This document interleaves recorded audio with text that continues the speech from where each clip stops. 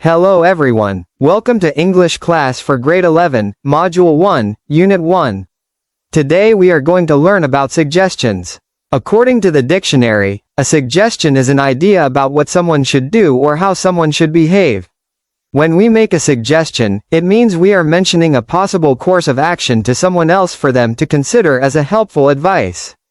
Before we give a suggestion, sometimes we need to ask for one.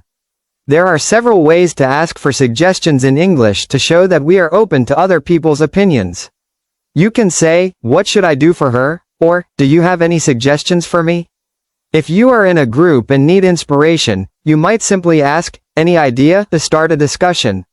The most common term we use to give a suggestion is should. The pattern is simple, which is subject followed by should, and the first form of the verb. For example, "You should buy this car," or, "You should come to my house every day." In the negative form, we use should not or shouldn't to suggest that someone should avoid doing something because it might be a bad idea. Another way to give a suggestion is by using ought to. It is very similar to should, and follows the same pattern where the subject is followed by ought to and verb 1.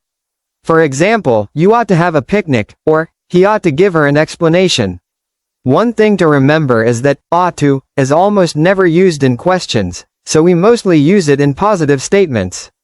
We can also use the phrase why not or why don't to make our suggestions sound more like a friendly invitation.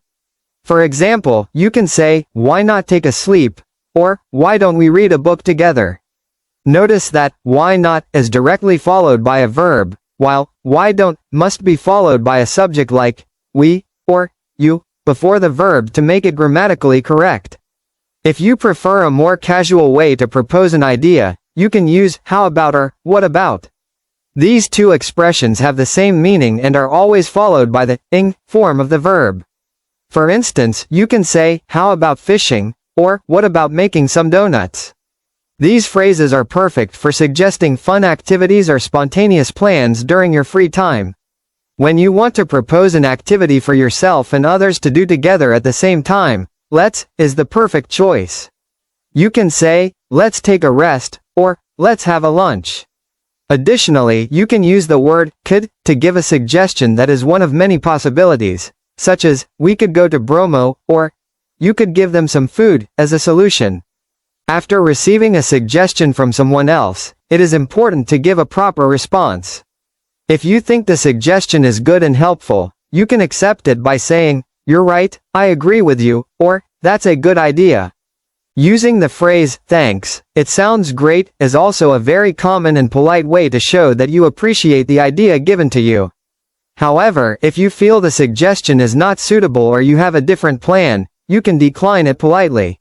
You might say, "I don't think it's a good idea," or "I disagree with you," to express your opinion. Even if you don't like the idea, being polite is the key in English communication to ensure that you don't hurt the other person's feelings while speaking. In conclusion, giving and responding to suggestions is a basic part of our daily social interaction. By mastering terms like should, let's, how about, and ought to, you will be able to communicate your ideas more clearly and politely in any situation. Thank you for learning with PKBM Asy Syarwani. Keep practicing your English, stay motivated, and see you in the next unit.